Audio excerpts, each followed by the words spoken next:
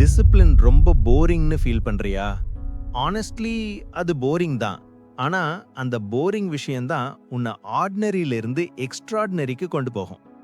Daily gym போறது, சரியா சாப்பிடுறது, பட்ஜெட் போட்டு செலவு பண்றது, இதெல்லாம் கேட்கவே ட்ரையா இருக்கும்ல.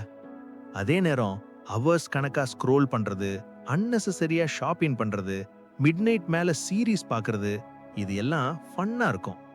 டோபமைன் இன்ஸ்டன்ட்டா கிடைக்கும். ஆனா growth ஜீரோவா இருக்கும். ரெண்டு ஃப்ரெண்ட்ஸை இமேஜின் பண்ணு. ஒரு குட்டி கம்பேரிசன். ஃப்ரெண்ட் ஏ ஃபாஸ்ட் மணி, கிரிப்டோ, ட்ரேடிங்னு எக்ஸைட்மெண்ட்காக போறான்.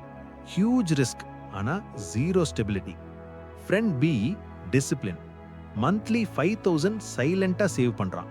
ஃபர்ஸ்ட் 6 months எந்த சேஞ்சும் தெரியல, போரிங்கா தான் இருக்கு.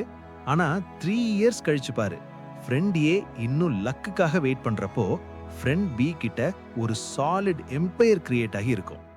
டிசிப்ளின் உனக்கு திடீர்னு எக்ஸைட்மெண்ட் தராது, ஆனா உனக்கு ஒரு பெர்மனன்ட் செக்யூரிட்டி தரும்.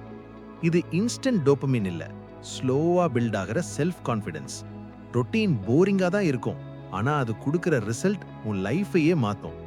சிம்பிள் ட்ரூத், மோட்டிவேஷன் உன்னை ஸ்டார்ட் பண்ண வைக்கும், ஆனா டிசிப்ளின் தான் உன்னை ஃபினிஷ் லைனுக்கு கூட்டிட்டு போகும். போரிங்கா இருந்தாலும் பரவாயில்ல, பி த சைலண்ட் வின்னர்.